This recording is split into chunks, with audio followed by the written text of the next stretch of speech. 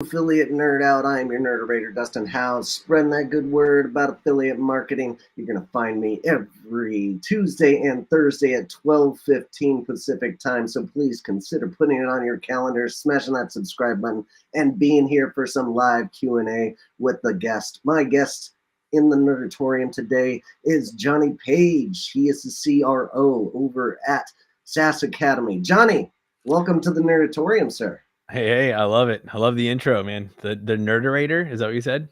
Yes, I am a nerderator. Yes, I I love it. That's made up awesome. my own word. Yes. That's perfect. It's good to be here, man. Appreciate you having me on. Awesome. Johnny, I've been such a big fan of what you guys are doing as a product and helping other companies out, and the content you guys produce and put on YouTube and on the internet. It's just fabulous. I'm so excited to have you here today. Cool, man. I appreciate it. We say all the time, our marketing will serve way more people than our product ever will. So good to hear that you're finding it useful. And yeah, appreciate that. Yeah, beautiful. All right, we're gonna have some live Q&A going on, so drop anything, any questions you have for me or Johnny in the chat, and we will get to that. Big question of the day for those that are watching: what are you doing to upskill? What kind of training are you doing right now to upskill? Tell us about it in the chat, and I want to hear about it. But without further ado, here, Johnny, who are you? I am the Chief Revenue Officer over at SaaS Academy. I'm also a Data 3. It's a big part of my job description as well. But yeah, I run our revenue team, and I'm the executive sponsor for our core program. So SaaS Academy, the company, has got 3 programs that all serve B2B SaaS founders. Our core program is called SaaS Academy, and I'm the executive sponsor of that program. So run our full team and make sure that not only do we have lots of B2B SaaS founders in our pipeline and, working with our sales and our marketing team, but that they come over and have a great experience once they join SaaS Academy. Beautiful. All right. If you would like to be in Johnny's seat, come be my guest. Fill out the application at dustinhouse.com/nerd and get in the hot seat. Talk about affiliate stuff. So SaaS Academy, let's get into it. What do you guys do and who are you servicing? Yeah, we're a group coaching program for B2B SaaS founders. So we help SaaS founders find their perfect exits. Typically working with companies that are as early as pre-revenue. So they got a product and they don't know how to go to market. Our Growth Accelerator program services those clients all the way until they get to about 10K in monthly recurring revenue. Our SaaS Academy program services companies from 10K to 250K in revenue. And then we've got a boardroom program, a high-end mastermind for those founders that are making that transition out of builder mode and into leader, and pushing beyond 5 million in annual recurring revenue. So we serve B2B SaaS founders in a unique model. It's quite common. Most companies or founders are used to working with one-on-one with consultants or with coaches. We take a group format to this. So not only do we have hundreds of playbooks and a curriculum that we coach against, so there's a methodology to growing SaaS companies, but we pair our clients with an executive coach to help them work through implementation, and they get access to all of our clients. So not only do you get access to a coach to help you learn about what you're doing, you've got hundreds of peers that have either gone through it or are going through it at the same time. So it really is an ecosystem. I think the easiest thing to compare it to would be the experience you get if you went to an accelerator or an incubator. But those take equity or lots of funding to get into. And SaaS Academy is designed for the bootstrapped founder. So hope that helps. Beautiful, beautifully said. I love that. And is there a delineation between, like, there's some SaaS products that cost $20, and then there's some SaaS products that cost thousands of dollars? Do you service all of these kinds of companies? All B2B SaaS. Like if you're charging $20, it's probably not the only product in your. It's probably not the only price point in your offering. Yeah. But yeah, we've got company is B2B SaaS. And we're focusing on all those. So that does exclude like marketplaces, two-sided marketplace. We're not a great fit for those. Anyone B2C, we're not a great fit. But whether you're product-led growth or you are doing demos or your enterprise sales motion, we service all of them. Excellent. All right. And tell us about like some of those major benefits. You kind of went over them, like the one-on-one coaching, like having an assigned coach seems like a really good idea. But what are some of those other major benefits that you guys have for your clients? Yeah, cool thing is I have a cheat code here because I used to be a client of SaaS Academy. So I All ran right. a SaaS company for about 7 years. I joined SaaS Academy as a client in 2017, and I exited my company in 2019. So the benefits are, and I'd worked with many different, coaches in a one-on-one setting. The unique dynamic of this is not only are there playbooks. Look, most of the time you go sit down with a one-on-one coach and they're going to tell you the same thing they've told hundreds of other clients before. So you spending really high value time having them explain to you how something should work. Our approach to that is we have curriculum, we have content playbooks. So for example, we've got, I've got it pulled up right here, a strategic partner playbook. So rather than one of our coaches sitting down and teaching you how your partnership program should work, we've got that in curriculum. So you're going to meet with your coach to work through the implementation of what does this mean for me? So the time spent one-on-one is high value, building context and helping you work through implementation. And then you have a whole community of companies and founders that have done this as well. So it really is the unique combination of coaching, content, and community that put a founder in a situation where it's going to be very difficult not to grow. You think you've heard quite frequently, you're the sum of the 5 people you spend the most amount of your time with. So if you say, hey, I want to be a successful SaaS founder, how many SaaS founders are you spending time with right now? How many successful SaaS founders are you spending time with? So this is putting people and founders into a community of not only those that are working on the same tactics, but those that are developing the mindsets and the behaviors to reach the levels of success that those founders are aspiring to. Beautiful. And the sense of community is a big portion of this. And everybody's going through the same kind of turmoils and hurdles that others are. And having that sense of community is a big plus for those. You guys have events that you go to coordinate. And I assume you have like, sessions online as well. Yeah, so you meet with your coach. I'll tell you how the interactions work. You're gonna meet with your coach about 1 to 2 times per month in a one-on-one setting, and Mm-hmm. then there are group coaching sessions. So we've got marketing experts, sales, customer success, finance, etc., in a group setting. So these are experts in specific areas you can go. They're going to teach first, and they're going to answer your questions. There's about 10 to 12 of those every month, and then we do 3 events per year. We call them intensives. These are 2-day events. We go in person. We bring in world-class experts, but more importantly than what we teach at those events, it's the connections that are made throughout the room. We get about 250 or so founders in a room, and man, the energy. I am not exaggerating, Dustin, when I say that the trajectory of my life changed the first time I went into those events. It was the first time that I was in a room full of people who are passionate and excited about the same things that I was building. Being a founder is it can be a lonely path. And so to get into a group like SaaS Academy and get connected with some peers that were building the similar types of products in a similar space was invaluable. So yeah, it really is a full ecosystem, and a lot of it's anchored on that community component. For sure. The sense of community is extremely strong in the affiliate space. Like, I would never be at the level of passion I am for affiliate marketing if it wasn't for my mentors, like, and learning from them and coming to a place like Affiliate Summit every year is where we all group up and hang out and have that camaraderie. And that's why I made my own community of performance marketing manager where folks can come and join that community as a partner manager. So Yeah, I love it, man. So much of what we do, it's not about where we're going. It's about how we're getting there and who we're getting there with, right? Like think about how much time you spend actually being there, yes, what we're after, versus how much time you spend going, like, being around a strong sense of community that makes you better, that challenges you in really, really great ways, supports you. Like it's the spice of life. yes, and having that accountability to put those new theories and ideas into place is so clutch. And having that community around you that push you to that level is super important as well. Yeah, totally. All right, and something I saw on your website that you guys have is a number that just like pops off the page is uh, you guys advertise that you're going to increase MRR by 209% in 6 months. That's an incredible number. Can you tell me a little bit on like how you guys get to that level? Yeah, I mean, so most of the time there's 3 levers that we're gonna look at when a SaaS founder joins SaaS Academy. We look at there's a concept out there called the growth ceiling. And so Right. in a recurring revenue business, there are 3 levers we can pull to help you grow. The first lever is how many new clients are we bringing in? That one's kind of obvious. The second one is what is our churn rate? How many are we losing? And the third is what's our average revenue per user or per account?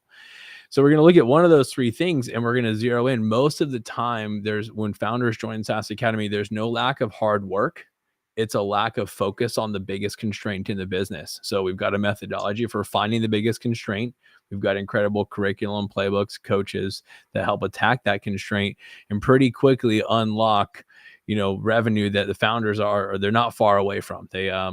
It's a matter of extreme focus, accountability, and this also speaks to we're typically working with companies where adding another 20K in revenue, 30K in monthly recurring revenue does end up being 209% growth. So, this is harder to do that when you're working with a company, 20, 25 million. We are focused on earlier stage SaaS that less than 250K in MRR in our core program. So to go find that growth quickly, it's just a matter of focus on the biggest constraints in the big business with some great support with our community coaches and our playbooks.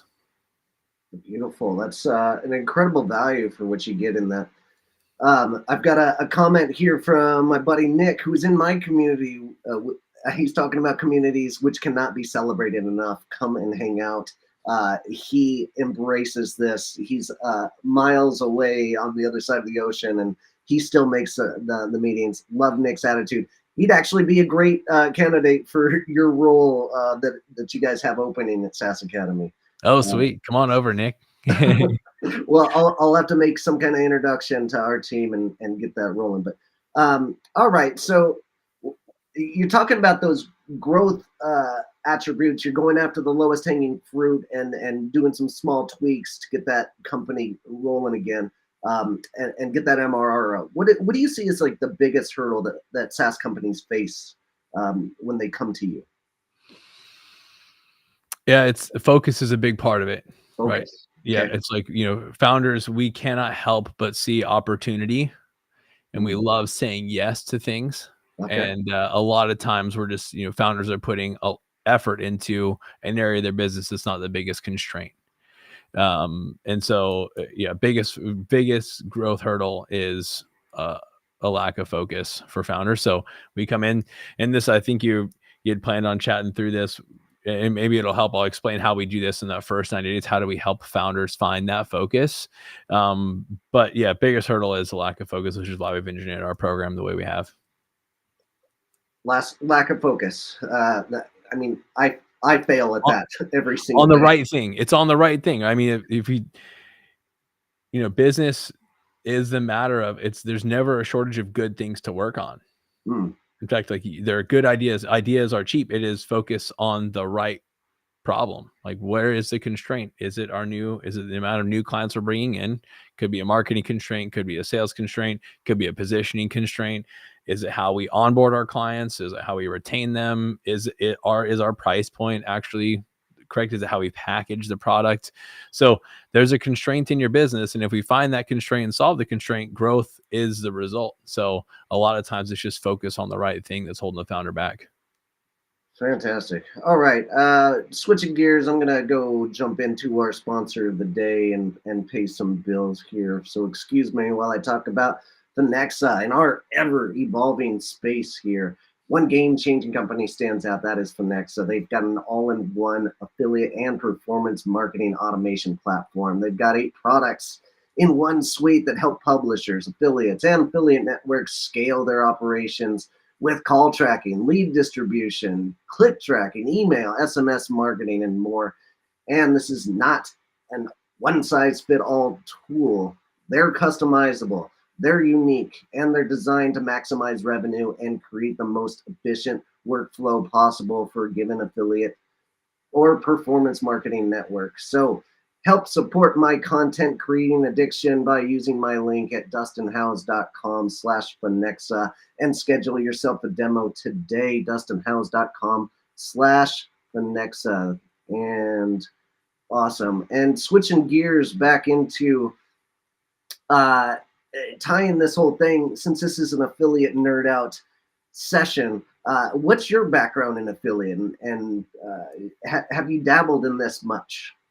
Yeah, you know, as SaaS Academy, we're just pushing into this space. So I'll answer this question in two ways. One, what do we coach our clients through? And then two, where are we at in the affiliate evolution? So we oftentimes start with partnerships. We say, hey, let's go deeper with a few to learn how can we position our offer and how do we develop a relationship that is mutually beneficial.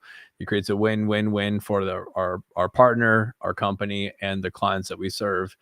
And when we learn in that environment, now we can go a little bit more broad. We know what offer should look like for an affiliate. We know how to attract the right affiliates. And so that's where we're at SaaS Academy. We've got about a dozen or so partners that we worked really deeply with over the last 12 to 14 months, and are now pushing into launching an affiliate program because we understand how to position it. We understand how the handoff needs to work from introduction into our pipeline, and how to create that win-win scenario. So I like starting with partnerships first and then scaling out into affiliates. And we're in the middle of that process right now. In fact, that's why we've got an affiliate manager job opening right now. We're looking for the who that's going to lead that charge for us. That is correct, and it's been an honor working with you through this process. Like curating the right way to build an affiliate program is my passion, and I'm so honored that me and Dave got to work together throughout this process. But we're looking for the affiliate manager opening for this team, and if you want to be part of the SaaS Academy team, ping me, DM me. I can get you in and take a look and see if you're going to be a good fit for this company. But um, one of those things with this position is a a system that I don't really hear a lot from clients, and that is you guys are willing to pay for the top talent. Like you would much rather pay for somebody that is going to be good than like budget it out. And what is your theory with your hiring process over at SaaS Academy? Yeah, I mean, A players pay for themselves. So like I want, the comp plan's not is always going to for now it's going to be engineered where there's variable component to it along with the base, but the right person is going to pay for themselves several times over. So yeah, we are a high performing team. Our hiring process is a pretty in-depth process to make sure that when we make a hire that it is a great fit for the team. And comp is just one part of that. There's an exciting culture and team over at SaaS Academy that is the result of those mindsets and that methodology. Yeah, you guys are building an incredible culture, and Ember Spears always talks about how cool that culture is and how fun it is to work with you guys. And I've seen it firsthand working with Dave, and appreciate what you guys do and building that up. So I hope we can get this affiliate manager in the door that's going to be that great culture fit and an absolute slayer as a rock star affiliate manager. Yeah, I love Um, it. and so as like an academy, like you guys are selling a course, a community, that you have to get to a certain point before an affiliate program makes sense for you guys. But on the flip side, SaaS companies that you're helping to like suggest when to start an affiliate program. When's the right time to start for those SaaS companies? Yeah, now there's exceptions to everything, but in the early days of a SaaS company, we encourage clients, and in fact, if we're coaching and working directly with them, we focus on one channel. And most of the time, your affiliate channel is not going to be your first. It's not going to be the first channel you're focused on, right? It might be paid media, it might be, cold outbound.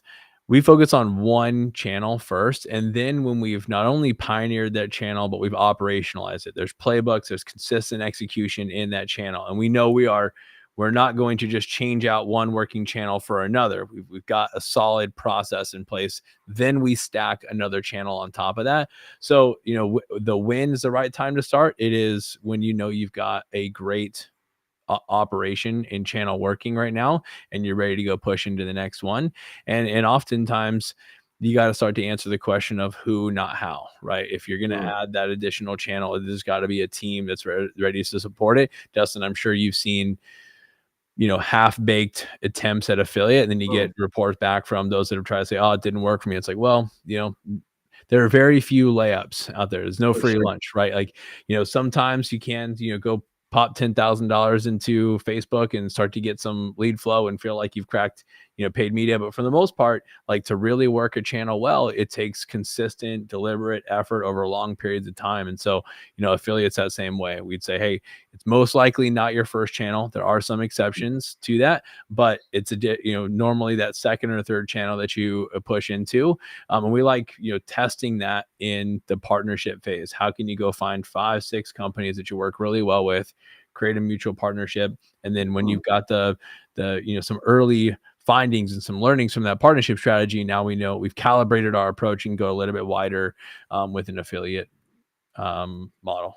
Absolutely. Love that strategy. And second or third channel, that would be on the generous side. I feel like if you're not A/B testing your for conversion rate optimization, like you are not ready for an affiliate channel yet, because you have to be in that point of like, good affiliates are going to sniff out a good website that converts. Whether so, you have to have your stuff together before you start inviting random people to come promote for you. And I love Yeah. that strategy of um, finding your top 5 partners, like your ideal client, or not necessarily clients, but ideal partners that are going to be a fit immediately and Yeah. be able to do some work for you. And also, just love the mindset that you have. I don't get that with every client. Everybody thinks affiliate's going to turn on like this, but you know it's a long game. Yeah, 100%. And look, I'll give a tactical approach that we work with our clients when you're trying to find those first 5. Hmm.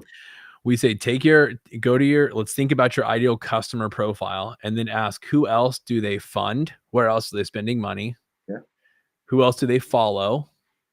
And then where else do they spend time? Where do they frequent? So we call it fund, follow, frequent. And you make a list, and there's somewhere in there are your first 5 partners. Who else are they spending money on? Who else are they following? Where else do they spend time? Somewhere in there, you'll find your first 5. And you'll learn a ton in those first 5, partnerships. That's then going to help the little bit more one-to-many approach on affiliate. You got to, like, Dustin, you got to know what your offer is. You got to know how your product is positioned. You got to really arm your affiliates to be successful. You just don't do that if you haven't put in the reps on a partnership program or in some other channel. But I like partnerships as like a baby step into affiliates. Okay, excellent, and well said. And there's a way to do both. You can have your partnerships early on and start to curate those relationships, and then open up your affiliate program a little later on to the Yep. masses. But those ones that are going to be really great evangelists of your product are the ones that you want in first and to show success. Now your earnings per click is going to go up, and that's going to be really appealing to affiliates that are in your program. Yep. Or thinking about joining. So there's a lot of levers there, and I love that first 5 approach and just honing in on them to make sure we don't want to rush this kind of thing with an affiliate program launch a lot of times. Yep. Yeah. Look, we use this terminology all the time of like, when are we pioneering a channel and when are we operating? Right. Mm. So, pioneering is there's a lot for us to figure out. You're only doing that with one channel at a time. And until you get one channel and now we're operating is, hey, we know what it looks like to be successful here. I know my conversion metrics. Yeah. I know how much I got to put in the top to get X out of the bottom. And we have a playbook and a process and a team that supports that channel. Like, that's what it looks like to operationalize. Most founders, unfortunately, we just like doing new stuff. So we kind of get bored with something that's working. And we want to go push into the next thing before we've operationalized it. And you just end up changing like one working channel for another working channel. So whatever it is, it's like, stick to it, stay disciplined. This is what I get back to that original, like, what's the Achilles heel for most founders? It's a lack of focus. It's just staying Mm. on it long enough, really drilling that well. And then when we can, we operationalize it well, now we can go push into that next one. But no, don't pioneer 2 channels at once. You just make it much more likely that neither one works. Yeah, great tidbit there. I love that strategy. And again, if if affiliate is your first channel, you are wrong. It should be 3 or 4, maybe even 5. Like affiliate should come last. Everything else should be running properly before you get rolling with that. So, what about affiliate programs that you guys teach when you're telling your SaaS your clients that are coming in and in your academy? Where are they seeing success in this world? Like, what are the best partners for SaaS companies to get? Well, we run them through that process of that fund, follow, frequent. Hmm. But I'll say, Dustin, like at the stage of companies that we work with, it's not frequent that we have companies where affiliates are their primary channel. Like we're Sure. thinking about, we're working for companies that are less than 5 million in ARR. For the most part, we certainly have some that are higher, but I'm talking the lion's share, the 80% or 5 million in ARR or under. And that is, we're still like going hard in the paint on those first channels, right? There's still probably, most of them are still working that first or second channel, and Hmm. they're just, getting into affiliates. There are exceptions. There's certainly some B2B SaaS examples. I think, ClickFunnels is probably the most, well-known B2B SaaS product that has done really well with affiliates, but it is certainly later stage, a more mature company that pushes into that. And so just due to the stage of companies that we're working in, like we're not playing in this space as frequently as you might imagine. Okay, gotcha. That makes sense. Now, what about affiliate? Like, who should the affiliate manager fall under? Like, what team? Is it marketing? Is it sales? What's your opinion here? Yeah, the lens I look through is sales does one-to-one, marketing does one-to-many. Okay. So affiliates to me fall under marketing. Okay. But the reality is we're hiring an affiliate marketing manager, so they'll report into our director of marketing, Yeah. but it's a cross-functional role. Like they're going to need the support of sales. You're going to have to work quite frequently with our director of sales to make sure that when we're bringing prospects in from our affiliate channel, that they're met with a sales process that makes sense for where they're at in the buying process. So I would say, we're still we think of ourselves as a small and nimble company, and that aims to communicate well cross functionally. So they're going to report into marketing. I think it makes sense to report into marketing. It's a one-to-many Mhm. function there, and yeah, we'll collaborate quite frequently with sales. Yeah, and I think that's the norm, right? Probably 90% of companies are putting it in the marketing bucket, but some companies want to get fancy with it and sales like attribution. Maybe they're a little less or lower on that sales funnel coming through the affiliate channel, so it makes sense to bucket it. I guess it just depends on the company though. But I just think about like in our weekly and monthly rhythms and our quarterly planning in marketing, we're oftentimes thinking of one to many. We're hmm, thinking of how do we expand our reach. In sales, we're focusing on how do we improve our one-to-one conversations. okay, It's focused on the individual. So it's like which strategic conversations, which operational conversations make the most sense for that affiliate manager to be a part of. It's the one to many, right? It's knowing what is happening, what's working in our paid channels, what's working in our organic, what content's working really well. That's the context that's going to help them be a better affiliate manager, not, hey, what objection are we overcoming? And, how are we handling an objection in a sales call? Or, when should the deal be closed out of the pipeline versus, kept on there for another week? So those are the conversations they're going to have in the sales meetings, and it's just not going to add as much value as if they're part of that marketing ecosystem. yeah, and I like to see marketing teams collaborate as well. It is a struggle for the affiliate marketing industry as a whole to get along with the other marketing teams because a lot of times that conversion rates might be higher than other channels, and the cost per acquisition is going to be lower than the other channels. It always seems like a battle that I have with other marketing teams. But honing that in and making a good team effort and everybody's on the Yeah, same team is super that's important. that's a culture problem. Like it's Yeah. us versus the problem. Like we fight for ownership of our problems, not over wins. It's SaaS Academy. Mm, It's like, we are here to serve the customer. Like, we are here to make sure our clients win, and however that happens, it's a win, regardless of which channel it is. So yeah, I'd say, if you have lack of collaboration across your marketing team, you've probably got some issues in hiring or in leadership. Yeah, and it shows, like me working with Dave this whole time, with you guys as a company. You guys are always on top of it. When you get assignments, you get them done, and I really appreciate that as you being, willing to do the work and get the things done that you need. Yeah, Dustin, the mindset that drives that, we cannot expect our clients to show up and be great clients if we are not great clients of the people who we work with. So, Wow, like, we give feedback, we follow through on what we ask them to do, because it's what we want our clients to do. So it's by leading by example, and it's just an energy you put out into the world. Like, this is how we show up and how we want our clients to show up. We tend to attract people who do the same thing. beautifully said. Awesome. All right, switching gears as we wind down. Any tips out there for those young entrepreneurs that are in the SaaS realm or not? But like, what are some of those best tips that you like to give the young ones that are up and coming?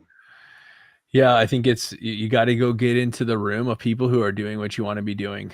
Mhm. It's easy to hide behind the keyboard, to get into our Instagram and our YouTube feeds, but you pick up so much by physically sharing a room with people who are doing what you are doing. So go, if you don't know where that room is at, you can create it. I've got so many clients that in their own towns and cities, they create a founders hike, or they're hosting founders dinners, because they're trying to be around people who are doing the same thing they're trying to do. You can learn a ton by watching, but man, there's a lot. We say all the time, it's what's caught, not what's taught. You catch something from being in the room with other people. So either go find the room or make the room. Don't hide behind the keyboard. It's really easy to feel like we're being productive and like we're still learning and growing by consuming content. But man, going and seeing it applied out in the wild, go see it somewhere else, go find someone who they think differently than you do. It's a matter of adopting a mindset that sees problems and sees reality from a slightly different perspective. You just don't get that by exclusively watching YouTube videos or Yeah, hiding behind the keyboard. So yeah, I'd say go get in that community, and then second, just default to action. for Action and then sure. reflection. Hey, what did I learn from that? What worked well? What didn't? The faster you develop that reflective muscle and paired with action, it's just becomes an inevitable process that you find traction and see the growth that you're after. Fantastic. Well said. And yes, implementation of the lessons you learned is so clutch in this industry to strengthen that muscle for the future. So, all right, John, I have taken enough of your time. I really appreciate you dropping all these nuggets out here. How do we connect with you guys? Yeah, you can go to saasacademy.com. Tons and tons of free content there. Lots of playbooks and resources. I shared with you earlier, our marketing will serve more people than we ever will. So Mhm. there's a ton of incredible stuff over there. If you want to follow me personally, my Instagram's Johnny Page 13. Still trying to get after that original Johnny Page. But Johnny Page 13 on Instagram. And we've got, saasacademy.com will take you to all of our YouTube channel, LinkedIn, all that stuff. But yeah. All right, fantastic. All right, so my lesson of the day, my biggest takeaway here, uh, it's just another reiteration of the sense of community is incredibly important for you to get new ideas out of and then to go implement. And having that success party along with the train, incredibly helpful for you to continue on in your journey as an entrepreneur. So thanks for putting that in my mind and pounding it in. It's what I know, and you just really emphasize love your what do you call that, not a credo maybe, but like it really Yeah. comes out. What do you Yeah. like to Yeah. call that? Oh man. I mean, they're core values. Core values. Yeah, Good call. or just beliefs. I think our behaviors are the sum of our beliefs, and the deeper understanding we develop around our beliefs, the more we'll understand why we act the way we do. So if we don't like the results we're getting, we got to change the way we're acting. We want to change the way we're acting, we got to change what we believe. Yeah, man, I appreciate you having me on here. I love what you're doing. It's the first time I was in what'd you call it? The Nerdatorium. nerdatorium. All right. Cool, man. Yeah, I appreciate you having me in here. You got it. All right. And we appreciate having you in here and dropping all these knowledge bombs. Next week on Affiliate Nerd Out, you're going to see Ty Derange and Jorge Barbosa. So come join me on Tuesday and Thursday for that. And with that, have a good one, folks. Keep on recruiting. Take care.